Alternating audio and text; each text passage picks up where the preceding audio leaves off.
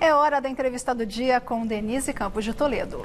E nós vamos falar agora dos desafios da economia brasileira, questão fiscal, gastos com vacinas e outros fatores que têm influenciado muito o movimento do mercado financeiro. Hoje foi um dia de alta forte do dólar, alta forte de bolsa também. Eu converso com Álvaro Frasson, que é economista do BTG Pactual Digital. Álvaro, boa noite. Boa noite, Denise. Bom, vamos começar falando de mercado financeiro, né? Porque chama atenção, porque geralmente um sobe e outro desce, né? A bolsa sobe, o dólar cai por fatores positivos e tal. Hoje tudo para cima. Tudo para cima. Acho que teve um movimento, quando a gente fala, por exemplo, de juros e de câmbio, que é muito explicado pelo que aconteceu com as manifestações, a invasão no Capitólio e tudo mais. O governo, essa onda democrata, né, essa onda azul que se fala nos Estados Unidos, com os dois senadores na Geórgia sendo eleitos pelos democratas, né, isso acabou gerando uma maior possibilidade de estímulos fiscais nos Estados Unidos muito grande. Qual é a consequência disso? Você reduz a necessidade de estímulos monetários, ou seja, o Fed não precisa, talvez, trabalhar tanto agora, vai ficar com o Congresso, porque vai conseguir aprovar um pacote de estímulos mais robusto. Só que aí o investidor americano pensa o seguinte: beleza, você vai gastar mais agora, mas você vai se endividar mais também. Então, para eu comprar a sua dívida de longo prazo, eu vou querer mais juros, porque está mais arriscado agora. E aí os juros de longo prazo dos Estados Unidos subiram. O que aconteceu no mercado brasileiro? Os juros de longo prazo do Brasil também subiram. E aí, nessa somatória de riscos, o juro no Brasil subiu e o câmbio subiu também. O risco país no Brasil também subiu hoje. Então, teve essa composição, digamos, negativa por um lado. Por outro, o Ibovespa teve um dia positivo. E tem commodities, porque ao mesmo tempo Biden cria uma expectativa de crescimento global maior, de mais estímulos, Exato. De dinheiro circulando, que tem ajudado muito a Bolsa aqui, né?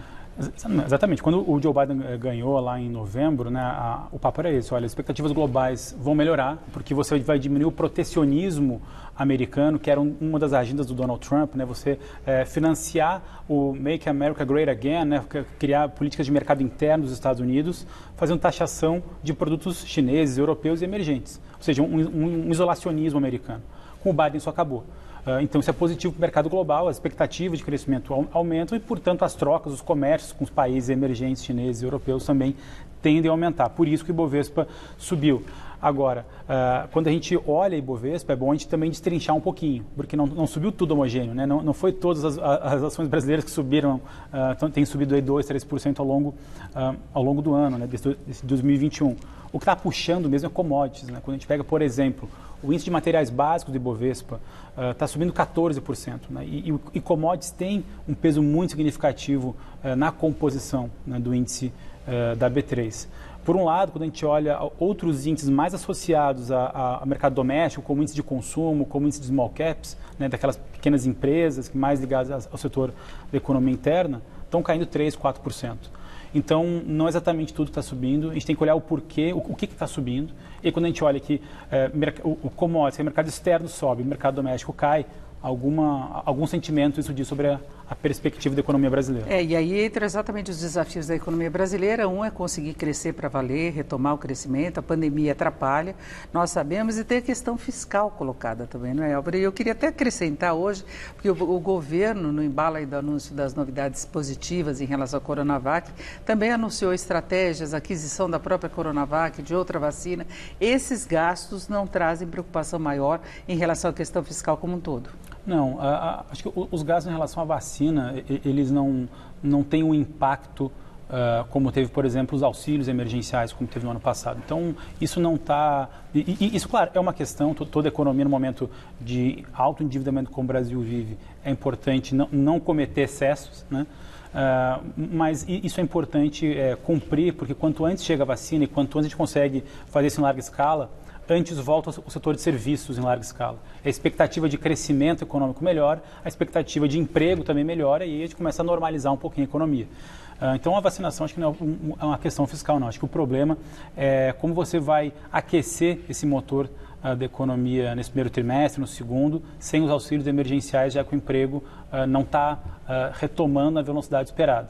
E aí, esses debates entre Baleia Rossi e Arthur Lira sobre renova ou não renova o auxílio emergencial, e isso sim que pode prejudicar bastante a credibilidade fiscal no Brasil. E fica em aberto também como é que vai ser o comportamento do Congresso em relação a várias matérias com a vitória de um ou de outro.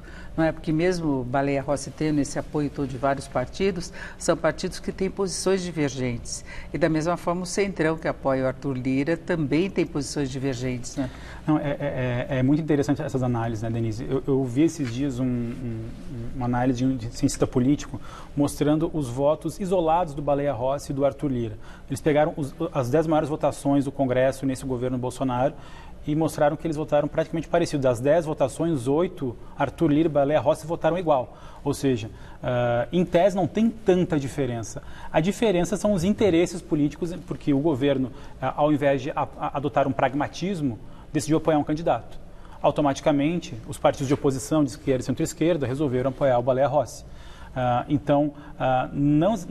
E acho que isso é legal ficar claro, não exatamente pelo Arthur Lira ou pelo Baleia Rossi, mas sim pelo o que representa os apoios como é que você vai conseguir avançar as reformas e a qualidade dessas reformas. O jogo de forças no Congresso. É o jogo de forças do Congresso, porque a gente entende, por um lado, que o Arthur Lira possa estar mais vinculado ao governo, em tese ao ministro Paulo Guedes e, portanto, em tese poderia ser benéfico para o ajuste das contas públicas, mas, por outro, Baleia Rossi é o relator da PEC 45, onde tem da reforma tributária mais reformista, muito mais reformista que a reforma do Senado, né, da PEC 110. Então, não é difícil ler ainda, não é um preto no branco, não. A gente vai ter que esperar os posicionamentos de cada um e ver como é que em fevereiro isso vai acontecendo. Isso chama mais atenção ainda para essa alta toda que a Bolsa vem registrando, porque a gente tem uma situação meio de adversidade, de incerteza, tem muita coisa a ser votada no Congresso para definir, por exemplo, o caminho fiscal do país. Sem dúvida.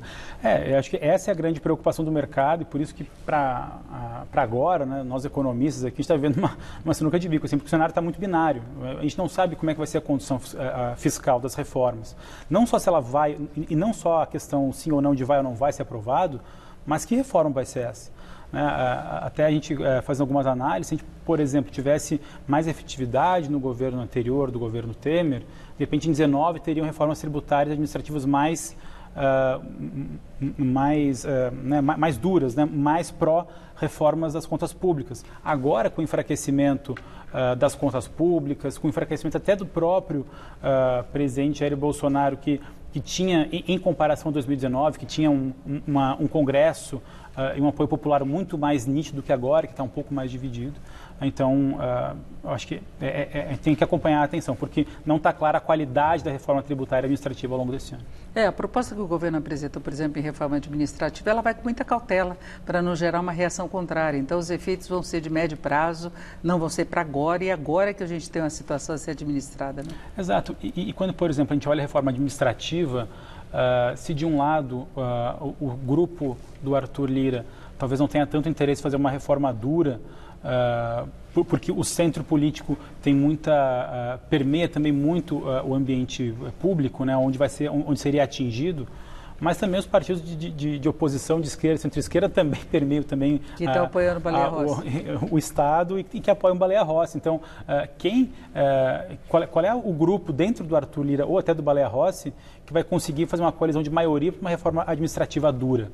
Hoje isso não está muito claro, então a gente tem que tomar um pouco de cuidado. E quando a gente fala esse cuidado, é porque a gente vê um otimismo muito grande com a Bolsa de Valores, que se justifica, sim, pela retomada da economia, com as vacinas chegando, mas a gente não pode esquecer que tem um problema grande, que é o problema fiscal. E se a gente não ficar atento e não lembrar disso sempre, a gente pode ser pego de surpresa lá na frente. A gente tem dificuldade para aprovação, inclusive da PEC emergencial, que daria uma certa margem de manobra do governo nessa questão de gastos com funcionalismos de curto prazo, exato, cortar um pouquinho aqui ou lá, mas nada de definitivo, mas ajudaria no teto de gastos. Nem isso vai, não é? Exatamente. E vale lembrar que até agora o teto de gastos de 2021 já está estourado. Porque quando a gente faz só a diferença de atualização, de indexação de alguns gastos, que do teto de gastos é pelo IPCA de junho de 20 a julho de 19. Foi muito baixo, né? Que foi muito baixo, 2,13. A gente pega outros grandes gastos, como Previdência, que é atualizado pelo INPC de final de 2020, que, se não me engano, foi acima de 4%, só com essa diferença já estourou o teto em 20 bilhões de reais. Já tem que cortar alguma coisa para compensar. Exatamente. Então, e esse corte, ele vem na PEC emergencial pela desindexação, por retomar algumas receitas que antes são renunciadas, né, de estímulos. Então, a gente vai precisar arranjar alguma habilidade política, alguma racionalidade, algum pragmatismo, porque se nada for feito, o teto de gastos já estourou em 2021. Agora, o ajuste mesmo, essa situação toda, deve começar a ser resolvida a partir de março só. Exatamente. Assim, claro, em fevereiro a gente vai ter já algum tipo de definição, a eleição da Câmara e do Senado, né? Exatamente, mas aí também depois começam as mesas diretoras, né? E a ideia é fazer todo aquele cascateamento dentro do Senado, da Câmara dos Deputados, e alguma coisa, acho que mais efetiva, eu concordo com você, que início de março, a gente já pode ter algum sentimento mais claro sobre as reformas. Aí quem sabe até lá já tem vacinação valendo mesmo, Tomara. né? Avançando mesmo.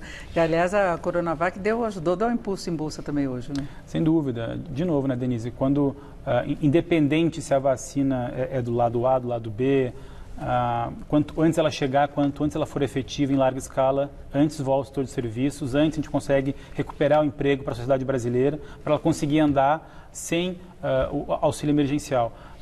Não que o auxílio emergencial não foi importante, talvez até surgiu um debate sobre uma renda básica universal e perene na economia brasileira, mas que, dados nossas fragilidades fiscais, agora não é o momento. Perfeito. Eu conversei com o Álvaro Frasson, que é economista do BTG Pactual Digital. Álvaro, muito obrigado. Muito obrigado, Denise. Luciana.